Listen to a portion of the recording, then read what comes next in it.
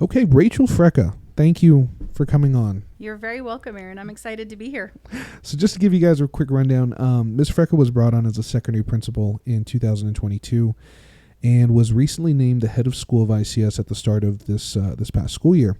So I can assure you that there's nobody else in the building who has more to do, more to oversee, more to deal with. And so I know she has a very busy schedule, a very busy plate. So Ms. Frecka, thank you very much for taking the time to sit down and let people have the chance to get to know you and introduce yourself to new families, old families. So thank you. Yeah. Well, you're welcome, Aaron. I'm excited to just be able to share a little bit and let people get to know me. Rachel, your journey to Immanuel Christian School was, I want to say, pretty unconventional. I mean, unless you're a military family, you don't really make such a drastic move, I think. So we're going to get a little bit into that. But your journey to El Paso, it really didn't start too far away. I remember from one of our earliest conversations when you first joined us last year, you're originally from New Mexico, right? So just say a little bit about how you grew up. So I was born in Roswell, New Mexico. I have family all throughout New Mexico and West Texas. But actually, we moved here when I was 2. And so I grew up in El Paso. I went to St. Clement's through 8th grade and then homeschooled after that. But El Paso has always been home. And even as we were on the mission field, this was the place we came back to. This is where our family is. This is where so much of our community is.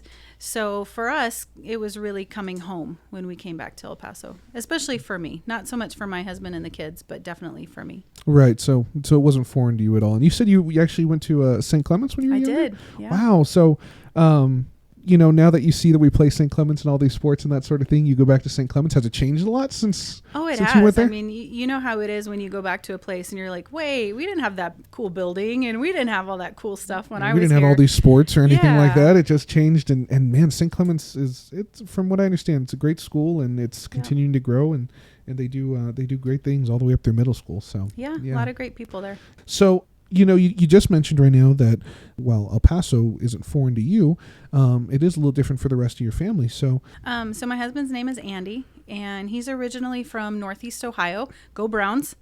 But both of us felt a call to the mission field when we were just teenagers, and so he did his discipleship training school with Youth of the Mission right out of high school, and they happened to go to Russia on his outreach for that mission school.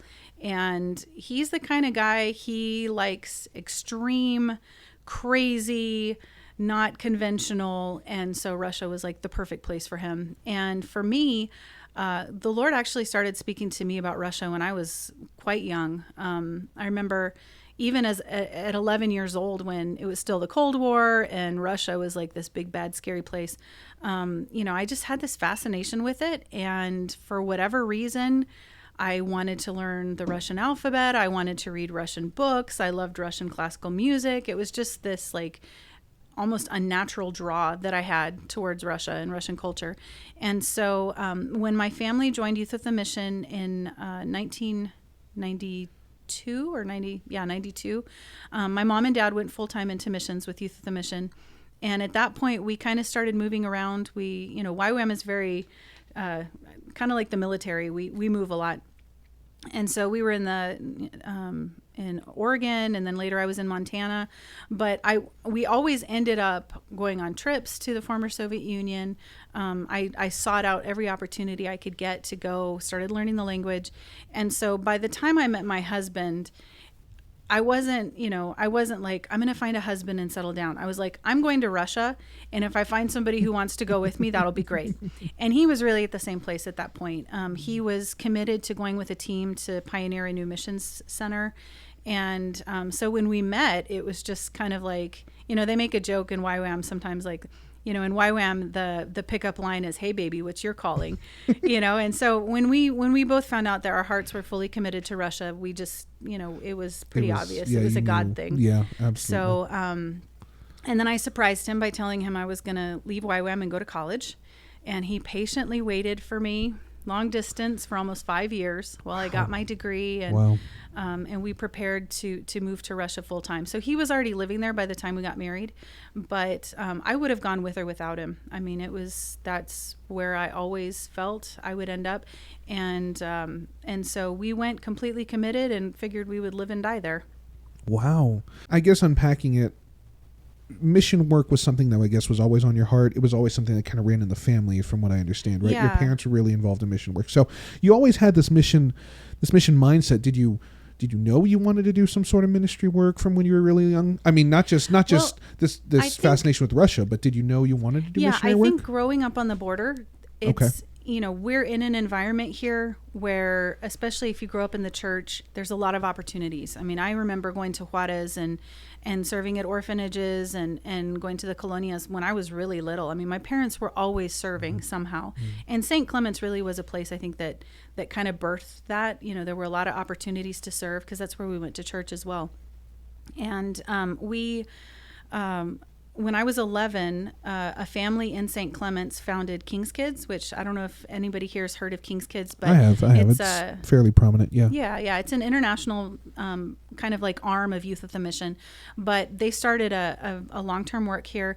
And so I was on the very first King's Kids team. And for us, honestly, at the time, it was all very new. Like, we had done trips to Juarez, we'd done, little service projects, but this idea of, honestly, not very financially affluent kids from El Paso, Texas, going to the nations, like that was pretty mind blowing at the time. Mm-hmm. But through King's Kids, I had opportunities to go to the Caribbean, to go to Israel, to serve in Spain. And so I think King's Kids is really where that was kind of birthed in me. It really broadened my understanding of what God's call could look like. And so, we were a missions minded family. As I mentioned, my parents ended up joining Youth with a Mission.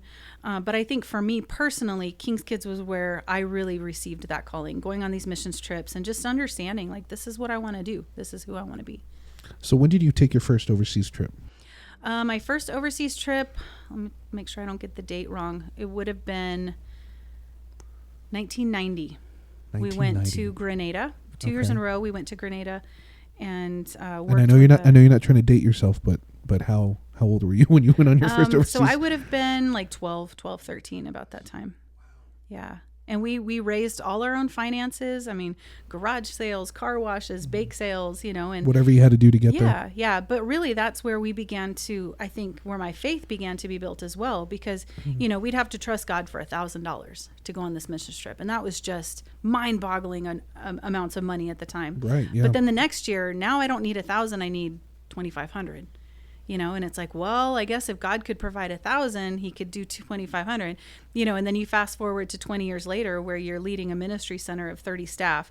And it's like, God, we need $150,000. All those little amounts, those little trips that you did when you were starting at 12 were preparing you for what you were going to do 20 years later down the road. Exactly. It was like baby steps, right. But every time we saw God move and we saw God answer those prayers, our faith got so much bigger because we were like, oh, wow, he could even do that, Yeah. So it was very, very formative for me. You were saying that, you're a mission-minded family. You meet your husband. You guys are getting involved with YWAM, but you take a break and you decide to go to college. So, so what was the thought process there? I honestly, looking back on it, I don't know why it happened. I mean, it was just kind of one of those weird things where God's moving you in a direction that you don't completely understand until years later. But my whole life, I dreamed of being a doctor. I wanted to be an OBGYN since I was like 3. My mom was a nurse, and I would get her big nursing textbooks, and we would play doctor with all my friends. And my best friend could tell you crazy stories about that. But that was my track until well into my teenage years. But as I began to understand Russia more and understand where I wanted to head in life, I understood that I couldn't become a doctor in America and then work in Russia. That wasn't going to work. And since Russia was my priority, I really started to think about, what kind of training could I get? What could I do? And I think, honestly, there's two sides of it. First of all, I had family members encouraging me, go ahead and get a degree. You never know, which I was like, I don't need a backup plan, right? But then also, ever since I was a little girl at St. Clement's, I had a dream to go to Wheaton College. And I don't know why. I didn't know anybody from there, but, in Christian circles, Wheaton was like the Harvard of Christian absolutely. schools, And so I just had this thing in the back of my head. And my headmistress at St. Clement's, who's still very much a very dear mentor in my life, she would say, you're going to do it. Someday you're going to do it. And I'd say, no, we could never afford it. We could never, no, he's going to make this happen. And so right in the middle of being a full-time in YWAM, it was just more kind of like, I'll apply and just see what happens, because I'm not going to get accepted. I literally homeschooled and then got my GED and then didn't go to, anything for 2 years. So I thought, there's no way they'll take me. Right. And then they did. And then I thought, well, that's fine, because there's no way I'll ever be able to afford it. And then I got all the financial aid I needed. So there's another door that's open, right? Yeah. So it was kind of like, well, how could I not go through this door that's Right. just been miraculously opened? But I decided to go ahead and get my degree. I was doing a lot of administration for YWAM at the time.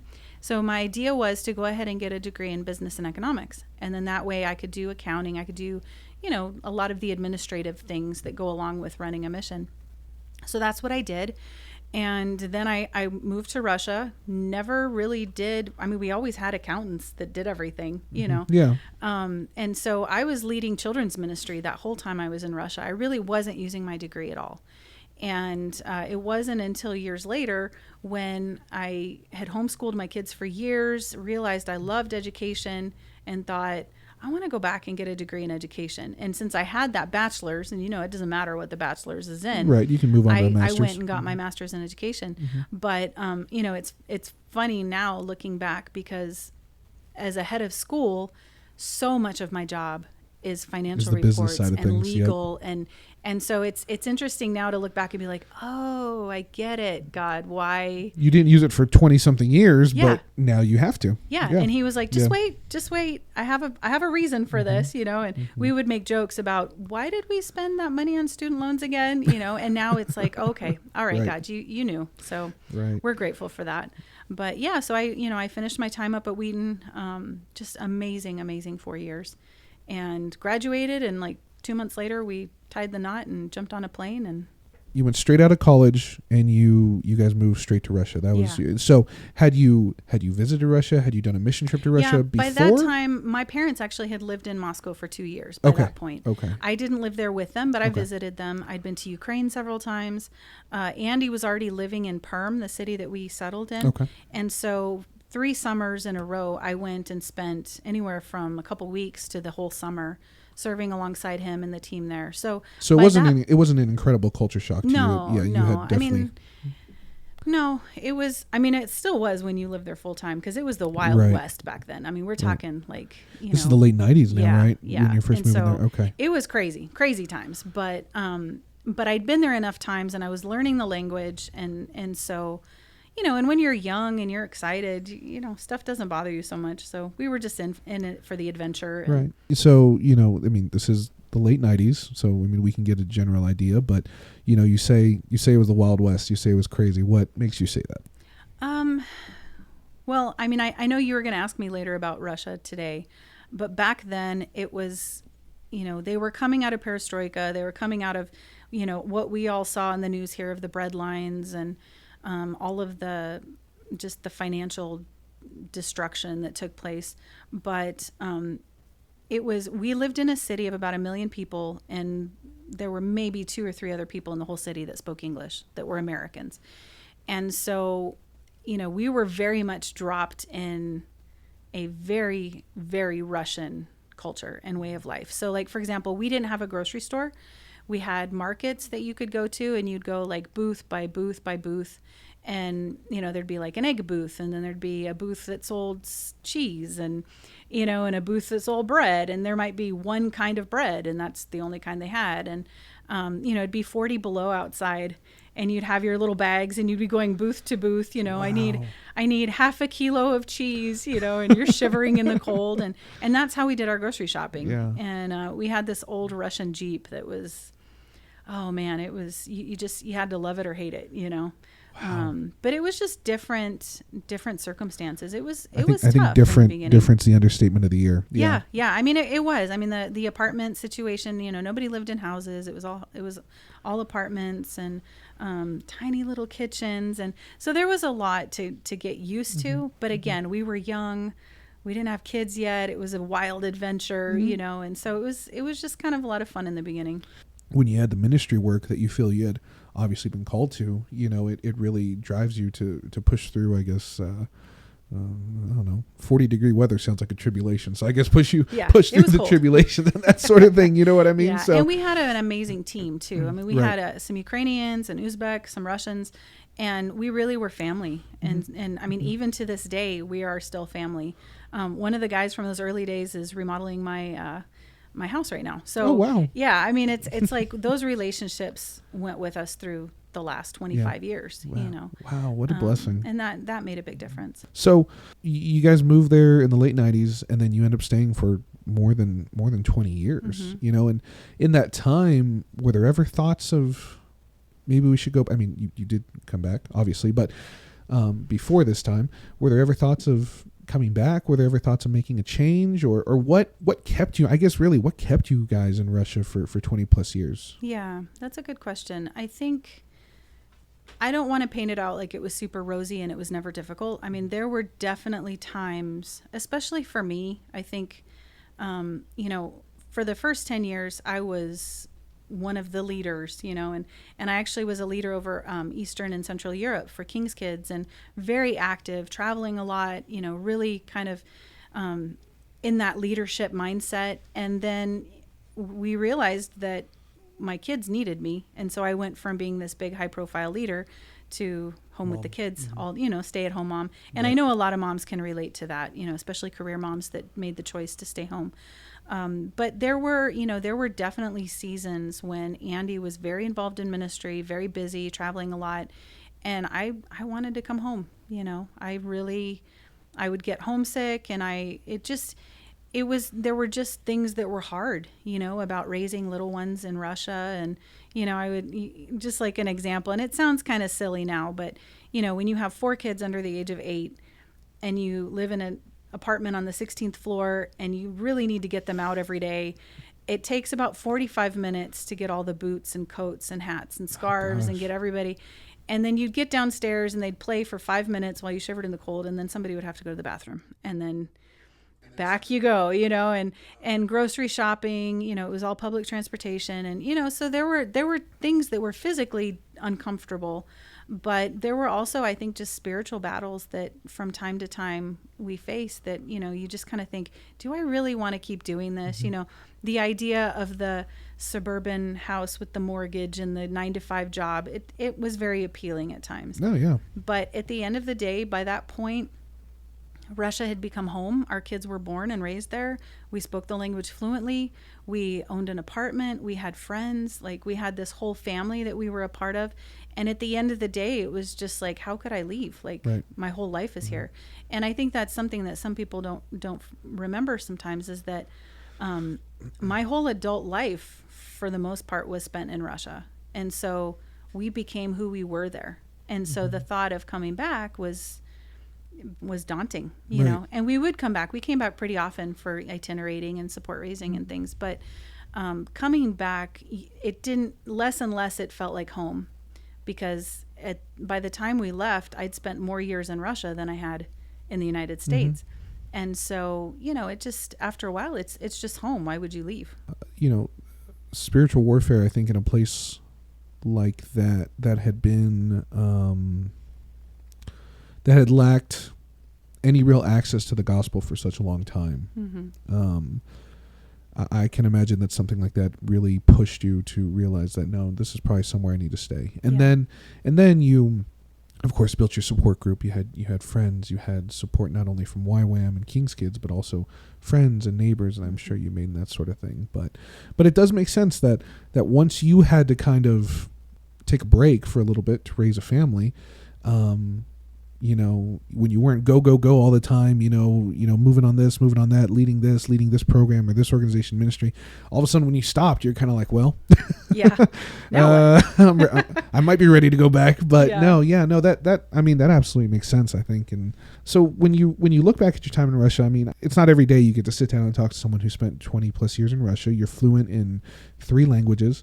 Right, English being the third, but you speak Korean and you speak Russian. Well, I tried to learn Korean. You tried to learn Korean. I got a little bit, but we left only after I'd been studying for about a year. Oh, okay. But Okay. Well, I still love Korean. It's a beautiful language, and I'd love to learn it. But now I need to get my Spanish up to speed. Yeah, exactly. So it's going to be 4 languages by the time. Hopefully someday. Yes, but and we're going to get into why you speak Korean. But really, before we do that, like so looking back on, I guess really the highlights, like some of your favorite things, some of the things you look back on, and you can truly, honestly say, I miss that. Oh, there's so many things.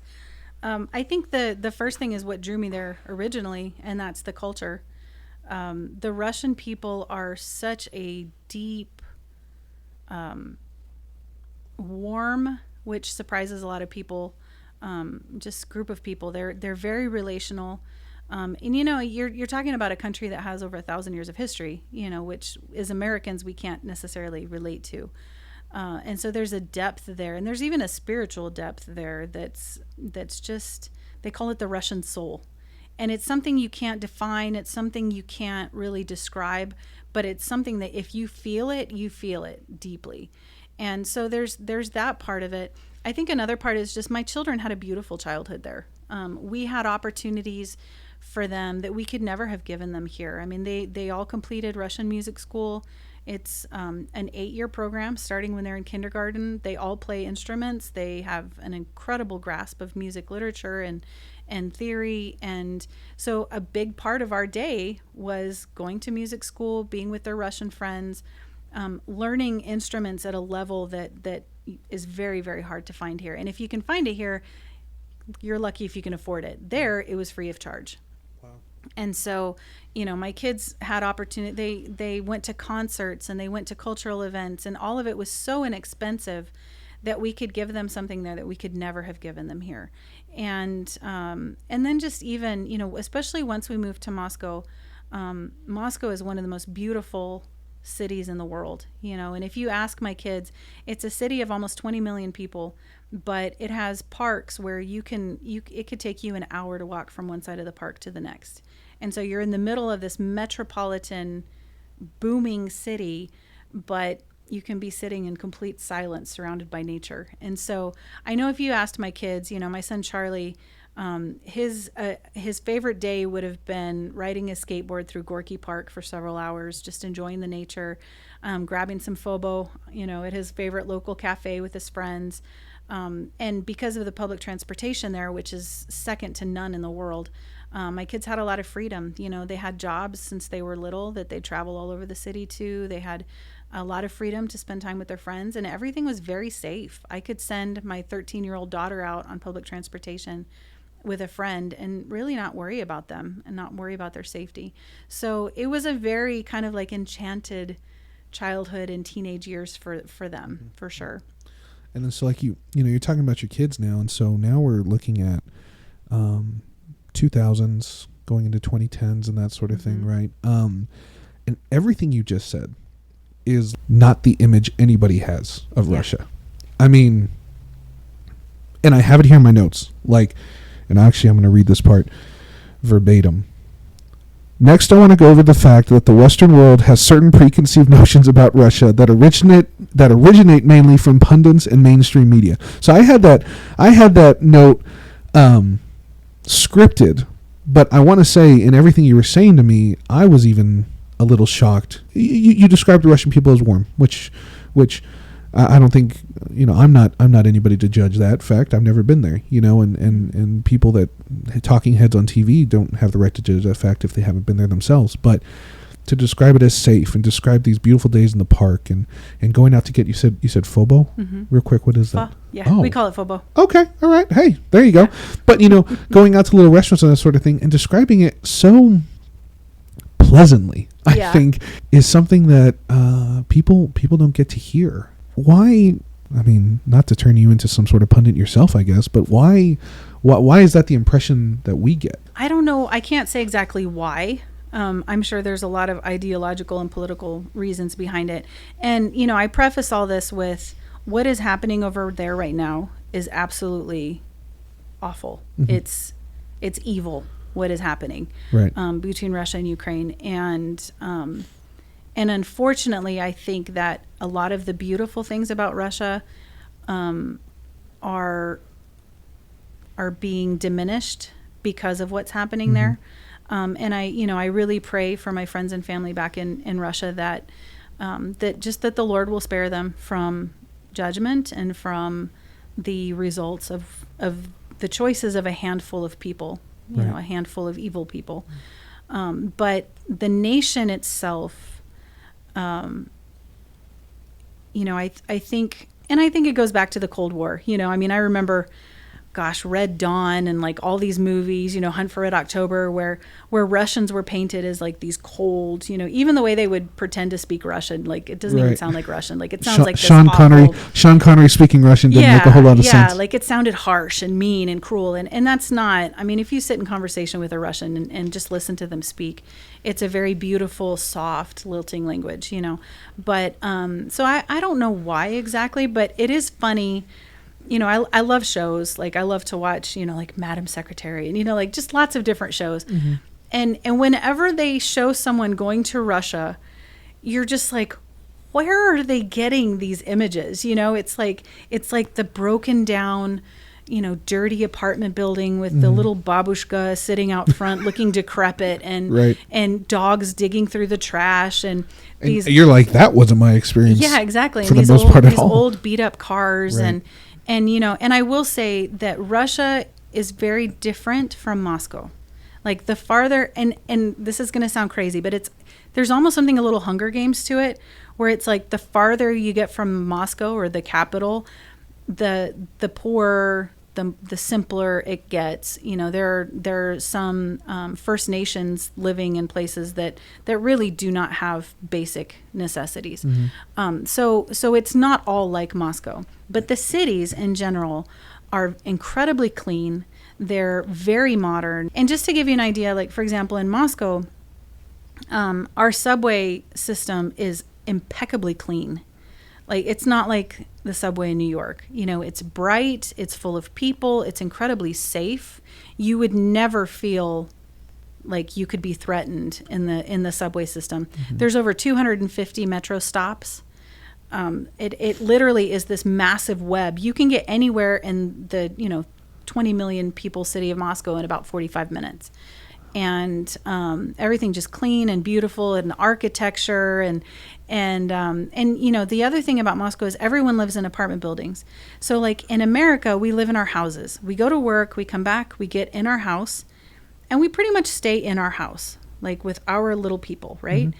But in Moscow, everyone lives in an apartment, and sometimes small apartments with lots of family. So they're always out. They're out in the streets. They're sitting in cafes. You don't want to be home. You want to be out socializing. Yeah, you want to be out with people. And so, there's a beautiful coffee shop on like every corner, and the malls in Moscow. It's sad now because with sanctions, it's definitely changed. It's boarded bare bones up stores and I'm sure. But malls that just like would take your breath away if you'd never been there. And so it is we had to be careful pulling in and out of our driving parking lot because there was a couple of Bentleys, lots of like Porsches and Mercedes, and it was just a normal apartment building. It wasn't like this wasn't high end. It was just it wasn't like we lived in like a fancy part of town. But that's just the wealth of Moscow for you, and wealth on a level that I've never seen in America. And even technology, we had access to medical care that was like beyond anything I've seen here, which people would never think of. But we had excellent medical care that was dirt cheap. I remember coming back, I think it was like 2016 maybe, we came back and everybody was like, we have this cool new thing, it's called Tap and Pay. And all you have to do is put your card on the reader. And we were like, yeah, we've been doing that with our Apple Watches for like 3 years now. And it was just, in Moscow, like the technology was always a step ahead of what we had here in the States. And so it's kind of flipped, it's like you think of Russia as this very backward, very dirty, unfriendly place. But actually, especially in the big cities, it's a step up. It's almost advanced. It's it's technologically very advanced, very very comfortable, very luxurious. So, yeah. Wow. I see the look on your face. Yeah, and no. You're like, okay. No, yeah. and this isn't. Yeah, it's not. I'm not being patronizing. I'm legitimately surprised. I I knew it was home for you, so I knew you were going to have fond memories of it and have, you know, a lot of good highlights of it, but not like that. I've lived in the United States my whole life, and to that point, I went to my first foreign country like 2 years ago, and that was Mexico. I'd never been to Mexico, so I've been this sheltered American for a long time, and you know, America's great, obviously, for many reasons, yeah. But I don't want to say we have this attitude of the snobby American, you know, that gets painted on, you know, that we think gets painted on by these other countries, but it's making me reevaluate the way that we end up looking at other countries, especially when we haven't been there, when we make these preconceived notions, or we get these preconceived notions from people that we think are experts, or from Hollywood or that sort of thing. It reminds you that, I think this is something we always need to remember, that everybody has an agenda, and everybody has a picture that they want to paint, and an opinion that they want to convince you of. And unfortunately, America is not immune to that. You know, we have a lot of people that want to paint a lot of other nations in a very different light, to say the least, than it actually should be. So, oh my gosh, wow. So no, you're absolutely right. I do have a look on my face, and it is pure astonishment. So with that, we're going to take a quick break. You're listening to the I'm No Expert podcast. I'm Aaron Peterson, and today we're sitting down with the head of school for Immanuel Christian School, Miss Rachel Frecka. So we'll be back in just a second.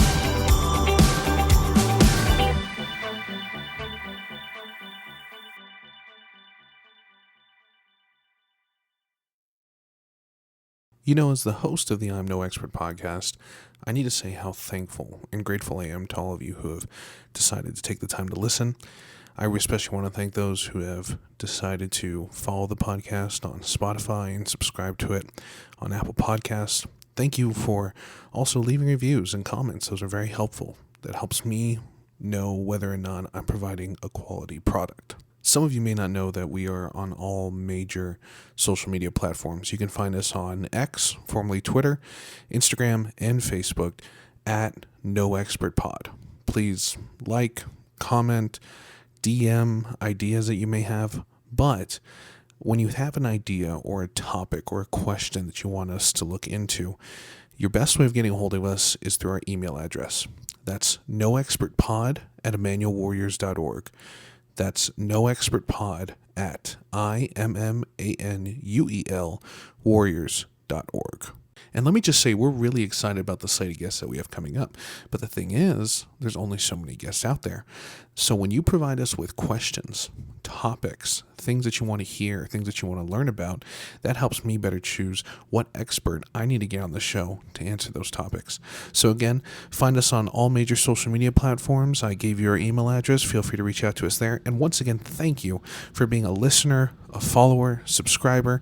Be sure to leave a comment and a rating on Spotify, Apple Podcasts, even on YouTube. And hope you enjoy the rest of this show.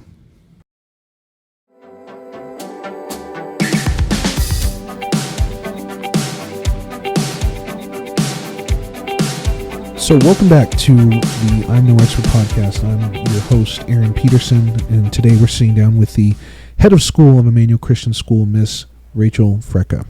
Miss Frecka just finished telling us a little bit about her life pre-Immanuel, starting with Youth with a Mission, going into her time at Wheaton College and her master's degree from Colorado Christian University. And then moving into meeting her husband, Andy, and moving to Russia and spending over 20 years in Russia. And and it was a very eye-opening story, eye-opening situation that Ms. Frecka chose to share. And so, Ms. Frecka, thank you again for joining us today. Absolutely. And so, you know, you've spent 20 plus years in Russia now. You describe a very tranquil, peaceful, warm country, and then the beginning of 2022, right? So why don't you go ahead and share a little bit about that? Yeah, I don't know if I'd say tranquil. I mean, there were lots of ups and downs. There were lots of crises and all of that, but we kind of weathered those. And so 2022 came around. We had just survived the turmoil of COVID, Mm-hmm. which hit Russia pretty hard too. We had the lockdowns. In fact, we were on more lockdown, I would say, than you guys were here. Like, we literally could not leave our house without getting a special QR code on our phones. Surveillance in Russia is very advanced. So, like, they could see if you were not following your QR they code. knew if you weren't. And you could get a fine and all of that. So we were really locked down. And then during that time, I was made the head of school of Hinkson Christian Academy in Moscow, which it was kind of a surprise. I hadn't planned to be a head of school so early in my education career. Do you remember when that was? Was that like 2020? It was 2021 I was officially hired. So I was interim for a while, and it was all COVID aftermath, but it was one of those things where you just see the hand of God guiding you into something, even if you weren't searching for it or expecting it. So by 2022, I'd been the head of school at Hinkson for about a year. We'd had an amazing year. We were in an accreditation renewal year, and God was just doing amazing things, and nailed it with our accreditation. Everyone was super excited. My husband was doing a lot of business and missions at that point, so he was starting some different businesses to support missions and just to be a part of bringing godly values into business and media. He was hosting a prank TV show on a pretty big Moscow station, Moscow TV channel. And so things were amazing. Hannah, my daughter Hannah, she's 21 now, she was finishing up her first year of business school in Moscow. Charlie was about to begin music school in Moscow to get his degree in production. The boys were super happy. Like, everything was just golden. It was like life was finally getting back to normal after all that COVID. We felt like everything has just become perfect. Right. And then on my birthday, which we don't celebrate the way we used to, but on my birthday on February 24th was when Putin invaded Ukraine, bombed the airport. And, we'd seen a lot. We'd been there through the first Crimean War. We'd been through the Chechen War. We'd been there through all of it. But it felt different this time. And we just all had this sense of impending doom. Like, this is not going to end well. And so over the next few days, we met with our staff. A lot of the foreign mission organizations were already pulling their people out. So we had tons of students leaving the school. A lot of the Korean businesses were pulling their students out. Some of our teachers were with Christian missionary organizations that were saying, no, you have to leave now. So we were really kind of at a crossroads as a school. And I just told the staff, I said, go home tonight and pray. And if the Lord tells you to leave, we release you. If he tells you to stay, we're in this together. We'll make it happen. And so we prayed as a family, and we felt like, we can do this. We'll stay. We've been through this before. But a couple of days later, my husband came to the office at the school and said, leave your Apple Watch and your iPhone on the desk. We're going for a walk. And he had received some information through his different State Department friends and contacts that we needed to leave. And so, again, my husband was kind of high profile. He was all over the media. He'd been on talk shows, pretty big political talk shows. And our biggest fear was that they could try to use him either to be their spokesperson or, as some kind of propaganda, or try to use him as leverage in some way. And so we prayed that night. We agreed as a family, we need to go home. And at that point, we really thought this thing's going to be over in 6 months. We'll go home, we'll spend the summer, we'll come back, and we'll pick up where we left off. So we kind of wrapped things up, made powers of attorney and stuff like that. But we packed up 8 suitcases, left our cat with a friend, and got on a plane to Kazakhstan, because at that point, all of the air travel through Europe was closed. The only way you could get out of Russia was to fly into a friendly country. So we flew to Kazakhstan, spent the night, flew to Turkey, and then eventually made our way to the States. And over the next few months, it became clear that this is either it's not going to end soon or it's not going to end well. And we also had started getting some phone calls from the authorities in Russia looking for us. So I think eventually it settled in that we're done. The Lord has called us back. The way things are, you're not going back anytime soon. Yeah, we cannot go back with the threat of something happening to my husband. And so so then we had to switch gears, for the kids. Oh my goodness, it was like the grief and the trauma. I've never seen anything like that. I mean, this was like the loss of a loved one. Everybody kind of lost their minds for a while. And thankfully, we had a lot of wonderful friends and family that surrounded the kids, surrounded us, and really supported them. And they're doing well now. But I would say there was about a year of just like, I don't think they're going to come out of this, And, but it was interesting because one day I was praying, and I think, I can't remember if we'd made our way to El Paso yet, because at that point, my husband's from Ohio, I'm from El Paso, so we knew we would settle probably in one of those two places. So we were just kind of traveling, feeling things out, asking about jobs, like what kind of opportunities are there. And so I think we might have been in El Paso, or maybe we were staying with my parents in New Mexico, but the Lord spoke to me out of Jeremiah 29. And, we love to quote Jeremiah 29:11. That says, I know the plans I have for you, plans not to harm you, but to give you a hope and a future. It's a very comforting verse to go to. It is. It is very comforting. But it's interesting that that's not the part of Jeremiah 29 that he spoke to me from. And so this is what it says. It says, this is what the Lord Almighty, the God of Israel, says to all those I carried into exile from Jerusalem to Babylon. Build houses, settle down. Plant gardens and eat what they produce. Marry and have sons and daughters. Find wives for your sons and give your daughters in marriage so that they too may have sons and daughters. Increase in number there, do not decrease. Seek the prosperity and peace of the city to which I have carried you into exile. Pray to the Lord for it, because if it prospers, you too will prosper. Yes, this is what the Lord Almighty, the God of Israel, says. And so I read that, and I really felt like the Lord was saying, this is the home I've brought you to. It's time for you to settle. And it's time for you to put down roots. And it's time for you to begin working for the sake of this city. And, we really did feel, even though El Paso's home for me, we really did feel like a family in exile. We had 8 suitcases of stuff out of 25 years of life that we had accumulated. And even now, you'll hear somebody say, oh man, I wish I'd packed this, or thankfully we did get our cat. That was a huge ordeal, but a huge blessing to get our cat back. But the Lord has really spoken to us over this year that this was not his plan B. This was not a surprise to him. I mean, even one story I love to tell is my husband's brother called us back in November before all of this happened, November of 21. And he said, so I've got the Explorer for you.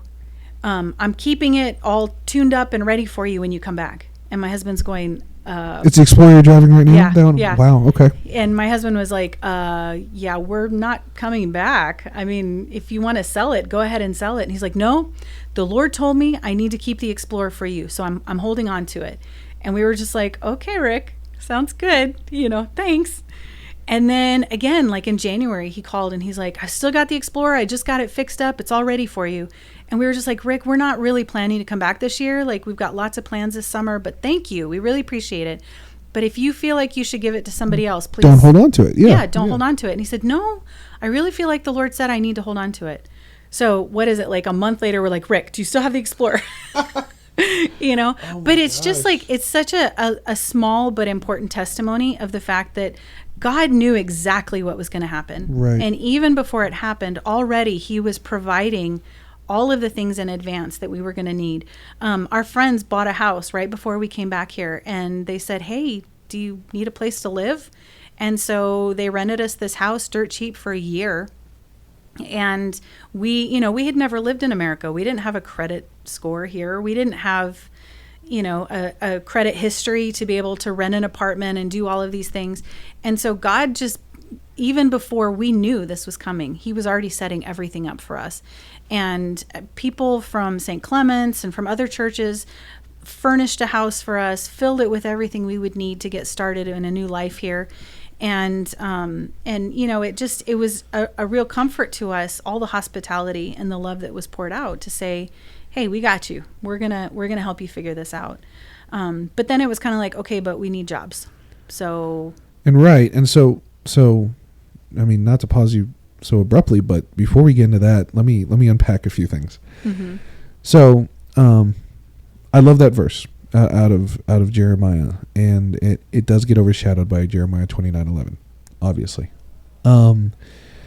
But I want to go back to something you said, the living out of 8 suitcases and the abrupt leaving, made you feel like you're in exile. But the having to leave your phone and watch at work, and the Russian authorities looking for your husband, I mean, what? And I think that was... You understand, this is like, we're in like Tom Clancy spy novel well, it area felt like that. now, it felt right? very much like that. I mean, it was like 24 hours of, back then you still had to have a COVID test to travel internationally. And so it was like, what if we had just spent our last pennies on the last airplane tickets out of Moscow to Kazakhstan or Kyrgyzstan. And it was like, if somebody doesn't pass their COVID test, what are we going to do? So there's all the stress of that. And then we get to the airport, and you're surrounded by people with their pets and their most precious belongings. All these Russians who are leaving and look grief-stricken, because we all know what's happening. And we all you know. weren't the only people leaving. Oh, no, Moscow. It was a mass exodus. Yeah, Yeah. It was a mass exodus. And there were planes being turned around half flight. Like, it was a crazy, crazy couple of weeks. And so we really didn't breathe a sigh of relief until we were in our family's house in Ohio. Like, oh my gosh, we made it. We're safe, And it's crazy. We have good friends that stayed, and they're fine. But it's like when the Holy Spirit prompts you and says, you need to go now. It's kind of like Joseph, when the angel came and said, pack up your stuff and head to Egypt. That's really what it felt like. So we did. First of all, your husband, Andy, sounds like an episode in and of itself. Oh, he is. You should have him on. He has amazing stories. That sounds incredible. And then Hinkson, what's happening at Hinkson right now? So Hinkson is another ACSI school. It's an international school, American English speaking, primarily for expats. Korean speaking. Yes, lots of Koreans, lots of wonderful, wonderful Korean families whom I miss so much. But yeah, it's very much like ICS. Like if you were to walk through the halls of Hinkson, it would feel like you're at ICS. But they're hanging in there. Praise God. So they're still open. They're still open. Obviously enrollment is way down and staff is way down, but God has miraculously provided for them to be able to continue. And we're really believing that He's going to use them. With a lot of the other international schools were closed down. The government came in and kicked people out, and a lot of crazy things. But God has preserved Hinkson and has not let it be, stopped from doing what God's called them to do. So we're praying that continues. Okay, so Moscow, Kyrgyzstan, Turkey, Ohio, Florida. Florida? We did a lot of driving. Yeah. Wow. And then you get to El Paso when? We arrived in April, around April 20th or so of 2022.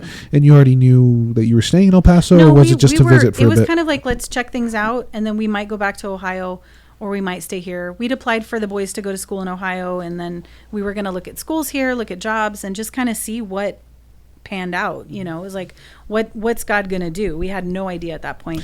But my parents live in New Mexico, so we stayed with them for a few weeks and just kind of researched. And then you mentioned, Hinkson itself is an ACSI school.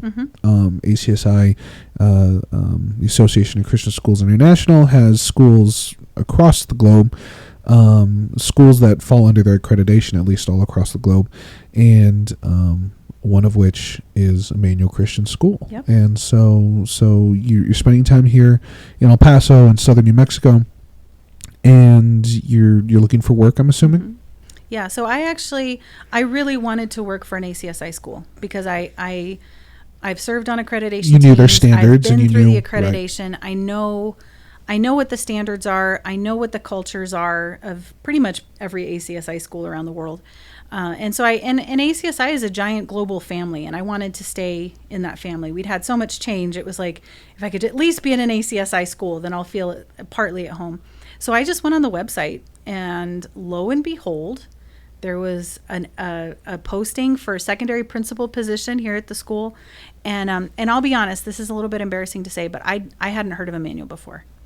And so I was really, I was really curious. I sent an email, a little contact form, and Mr. Davis got back to me and then sent me our 25-page application to fill out. And, and I was just, at that point, I was just kind of following whatever God put in front of me. And so I filled out the application. And at that point, I'd applied to an ACSI school in Ohio as well. And so it was just, what happens, we'll see. And so we came and we visited. And, the thing that's interesting is that we visited the school in Ohio because my boys had to do testing and all of that. And I don't know if it was just the stage that they were at in processing all the loss and everything, but we got in the car and they were like, we're not going there. And I just thought, okay, well, I wish that had gone a little better. But when we came to visit Immanuel, I remember, I think it was Chris Aguirre and a couple of other students came up and said, hey, are you guys new? My name's so-and-so. It's so nice to meet you. And my boys were taken aback by how friendly everybody was and how welcoming.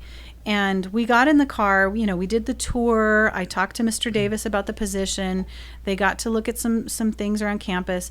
We got in the car and Benny said, well, I guess it wouldn't be too bad.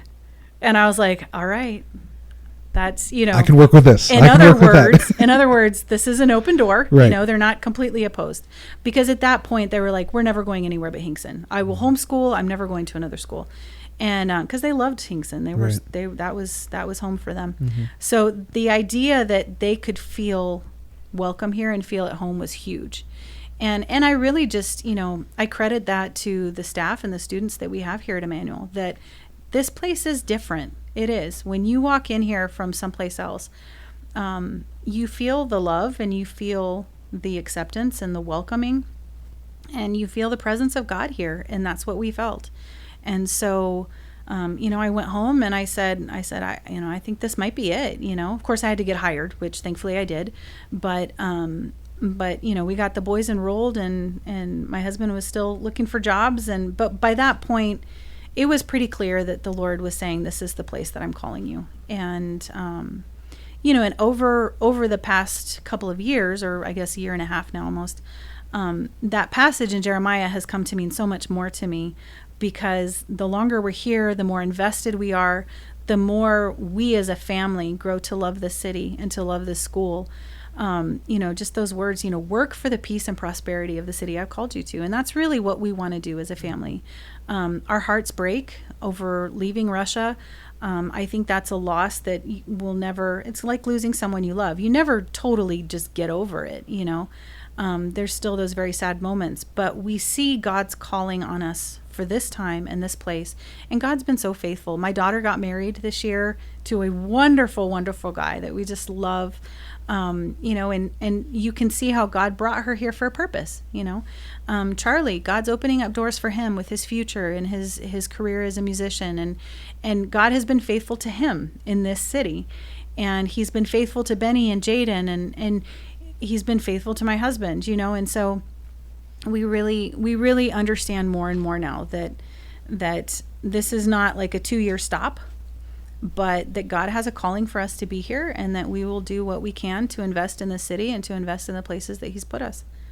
So, what I will say is that on the flip side of things, when I would talk to Mr. Davis and I'd be like, hey, so how's the secondary principal search coming and stuff like that? He's like, oh, we have a handful of candidates, and so-and-so from so-and-so, so-and-so from here, blah, blah, blah. And then there's one applicant from Russia. And I was like, it's like, oh gosh, we're going to get some sort of, crazy person that's, all stick and no carrot, and just like, yeah. we're going to be marching in every morning. And I was just like, oh my Lord. And then time goes on and he's like, so we have a new secondary principal. I'm like, oh, okay, who'd you end up picking up? And that lady from Russia. And I was like, oh, you gotta be kidding me. I was like, and then I was, I don't want to assume I was one of the first people to meet you, but I was there when you took my picture. I took your picture, and I was one of the first people to sit down when Davis did his weekly update with you, and he interviewed you for a little bit. And do not take this the wrong way, mm-hmm. but now, after what you've just told me, the stress and the tension of what I understand that you guys had just gone through was very evident on your face. Mm-hmm.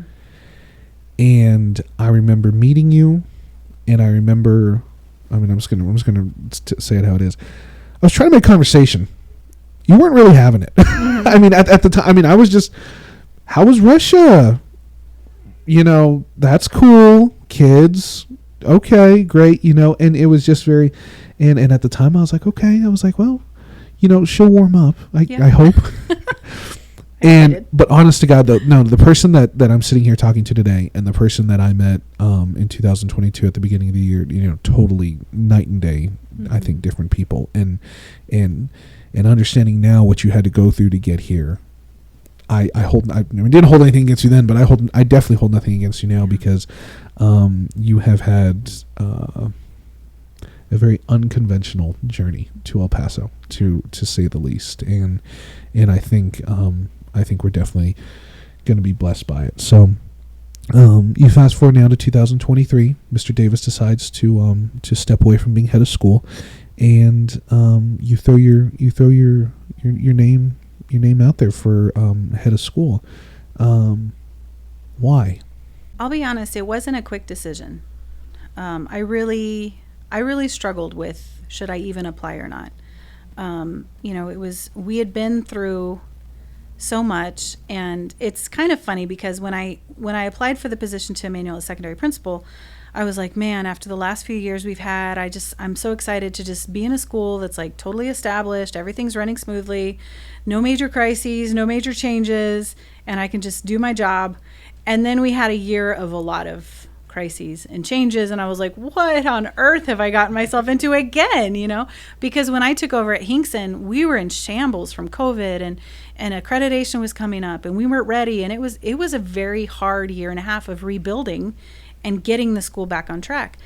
And so, when Mr. Davis resigned, I just thought, I can't do this again. I can't pull everybody together and lead the charge again. And especially just in year two, year two in America. There's just a lot that goes into that. At that point, I felt like I was starting to understand the culture here, right. and really, we have such an amazing staff and team, and so I knew it wasn't all on me. I knew that we were in this together, but I was just hesitant. It's still a lot to take on in your second year. Yeah, it is, especially because, we still don't have a secondary principal, something we're working on. We hope to have someone soon, but, I wasn't sure I was up for it emotionally and mentally. And I was really kind of getting into my stride in the secondary principal role. I had a lot of ideas, and so I really had to pray it through. And I finally, it goes back again to that verse in Jeremiah 29 of, am I willing to step up and work, because it's hard work, for the peace and prosperity of this school. And, I really felt like the Lord said, I prepared you for this. You have the business background, you have the experience as a head of school, and you know the school and you love the school. And so, I applied, really just giving it into the hands of the Lord. Like, God, if I'm the one you want, then great. If not, I'm happy to stay in my secondary principal role. So, I wanted it, but I was also like open to what the Lord had. Right. No. And then you go on, and in August 2023, we have our our meet the teacher night, and we had a little bit of a town hall, gave you a chance to meet some people and ask some questions, and you were formally announced as the next head of school here at ICS. And we're only in September, so things are still pretty fresh, but I know you're still working on the transition and everything like that. Just like me, you're going to have your third office in 2 years. Yeah. Really, I really want you to take this. I know you have to get going here in a little bit. We've been talking for about an hour, but please get into really just your vision for ICS, and this is your sole opportunity. I'm going to sit back. I'm not going to really interject until the end if I have any questions or anything like that. But sit back and just please speak directly to our parents and our families and anybody who might pick this up here in town as to what ICS looks like, 5 years down the road, 10 years down the road with you at the helm. All right. Well, I'll start off by saying that, yes, it's me at the helm, but I believe very strongly in team leadership. And, Proverbs is pretty clear that there's wisdom in a multitude of counselors. And so I believe that whatever vision God has for us, it's not going to just come from me, and it's not going to just depend on me. I have to lead the way, but already God is giving so much vision to our leadership team, our staff, and I really feel that my role as head of school is to hear from the Lord and to lead in the things that I believe He's speaking to us, but to also facilitate the vision and the dreams and the ideas of the people that work with me. And so we've really tried to do that this year. And I think that on everyone's hearts for ICS, right now especially, is students who leave here who don't just know about God, who don't just have all the biblical knowledge, and they know the rules and they know the expectations, but they love Jesus. They've encountered Him here in a way that they want more of Him when they leave this place. And I think, that's at the end of the day, when I stand before my Maker, that's the biggest cry of my heart, is that our students will leave here loving the Lord. But we are also a school. And so, we have other expectations that we have to fulfill. So a big part of my vision for ICS 5 years from now is a school culture that is positive and encouraging, where students make good choices and do the right thing because we've imparted values to them, rather than just requiring a certain behavior. So what I mean by that is a school where the students, the teachers, the parents, everyone has bought into the values of who we are and what we stand for, and they want to be a part of it. They want to live the life that we describe, the life of a warrior. And so we're working really hard on that this year. We have, our new Arise campaign, which, a framework that it comes out of this whole positive behavioral interventions and supports, all this educational lingo and jargon. Yeah. But really at the heart of it is just a framework that really centers on Christ and our values and who we want to be as Immanuel Christian Warriors. And I really pray that we get to a point where kids come to school in the morning and they are proud to be a warrior, and they stand up for what is right, because this is the culture that we've built, and this is the identity that we've embraced as a community. My vision is to see us really building those relationships, having community nights, having opportunities for parents to come and to learn and grow and fellowship, that it not just be a school, but that it be a community. And then, of course, I have a lot of vision for our academics. I think that, a lot of schools talk about the COVID, can't think of the word now, but like policies, or no, like the learning loss. Oh, just that, well, okay. I mean, the after effects of COVID. Yeah, kids lost a lot of education during that time, and our test scores are down and all of that. But I really want to see us get back to a place where we are leading the city academically, and that parents are desperate for their kids to come here because they know they're going to get the best possible education. So we're doing a lot of hard work right now on curriculum and teacher training and the things that are going to be necessary to get us to that place of rigor that I know that Immanuel was known for in the past, and I believe will be known for again.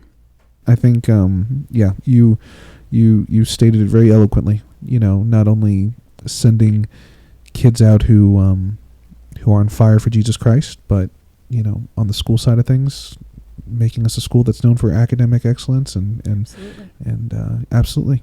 Thank you, Ms. Frecka. I appreciate it. You're welcome. Thanks for having me. You need to talk to Andy about coming on too. I think you need to talk to Andy about hosting this podcast. I think I'm out of a job because now that I know he was on a nationally syndicated television show in Russia, I might be out of a job. So, no, but he'd love to come visit with you. No, really, I think that'd be great. So thank you for listening, everybody. This has been the I'm No Expert podcast. Again, my name is Aaron Peterson. Today I sat down with head of school of Immanuel Christian School, Miss Rachel Frecka.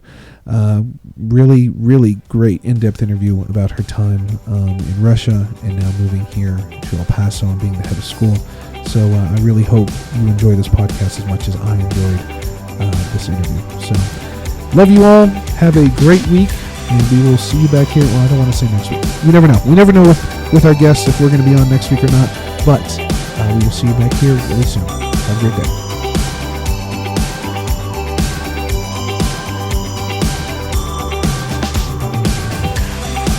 The I'm No Expert podcast is written, produced, directed, and edited by Aaron Peterson. The theme song for the podcast is All For You by Adrian Walther. Special thanks to Immanuel Christian School for providing us with equipment and support to make this podcast possible.